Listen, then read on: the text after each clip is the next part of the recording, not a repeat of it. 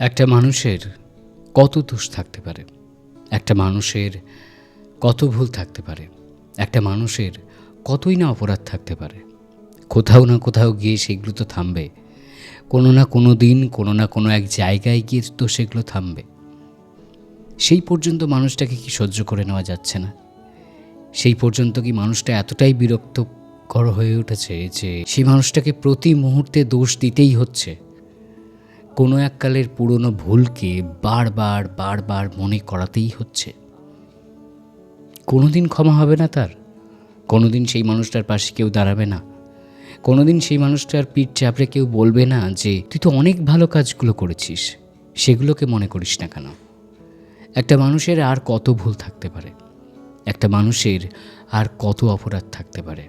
সে মানুষটা যত দিন বাঁচবে ততদিন কি সে অপরাধী হয়ে থাকবে? ততদিন কি তার বাঁচার অধিকারে একটা অপরাধের শিলমোহর লেগেই থাকবে? নিজেকে কি এই প্রশ্নগুলো করা যায় না? নিজেকে কি নিজের আয়নায় একবার দেখা যায় না?